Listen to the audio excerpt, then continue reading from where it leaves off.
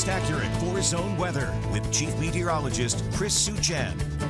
Which I know most of everyone hates for a guy who normally has to go to bed about 8 o'clock. Yeah. I like it. You like getting that hour back? You like the earlier sunset. I like the early sunset. It's hard, Chris. It's hard to get in bed at 8 o'clock when it's and kids are outside playing and stuff. I hear you. It's not about me. Well, but I understand that. I've been there and done that before here, and yeah. So make sure you set them back. That's right. All right. Otherwise, you'll be showing up to everything early. You also do smoke alarms and all that as well. That's right. Yeah. Reminder. Fire Marshal Bill here. That's David Chancellor. I love these graphics. My favorite. This is the dance party, the Monster Mash here this evening. Dracula, you got Frank and the Mummy there. Yeah, they got the twist going on.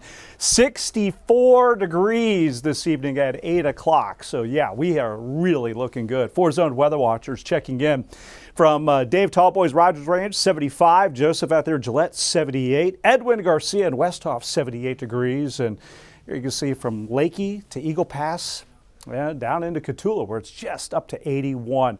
Raul B. Rodriguez, Law Weather Cam View. There you go. You got clear skies, really looking good. And we'll take that right into the overnight forecast. Coming up tomorrow, you see a big area of low pressure up here spinning its wheels in Minnesota. Well, there's a little extension, a little piece of it right down here that's going to be cutting right across. It's just a very weak system, but it's enough that it's going to try to produce a few sprinkles or a shower. Not in the morning, all right, so that's around about 10 o'clock looking pretty good. The afternoon, some sun, but then you'll notice the increase in clouds. And then all of a sudden you see these little sprinkles or a couple of showers popping up. Might even get a random lightning strike. So I will include that in the forecast as that little system goes by. And then the coverage increases towards the Gulf Coast and south towards Brownsville, and then Sunday it's just a day of sunshine. So kind of break it down for you here across each of our four zones. Not really going to bother with the rain chance out west. You start clear and cool. You see some sun in the afternoon heating up into the 70s and 80s. But again, not really much of a rain chance. 20% chance into the hill country. You'll start chilly, clear skies. Then you see those patchy clouds through the afternoon. Here you get a couple of those showers bubbling up into the evening where your temperatures are dropping into the 60s. 20% chance in our central zone, clear, cool in the morning. Then we turn partly sunny to mostly cloudy. And again, a shower or a thunderstorm. I can't rule that out tomorrow. And then for our eastern zone, going to run with a 30% chance. It's clear and cool in the morning.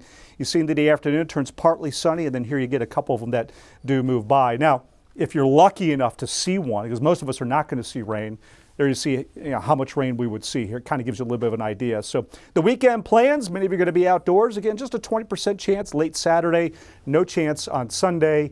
And then be looking ahead after this, there's no rain chance. So look at the temperature trend.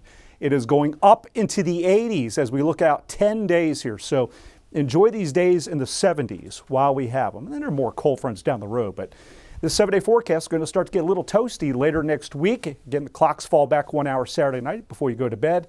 And we are pushing the mid-upper 80s late next week. Western zone, 70s over the weekend, 80s next week. No rain in your forecast.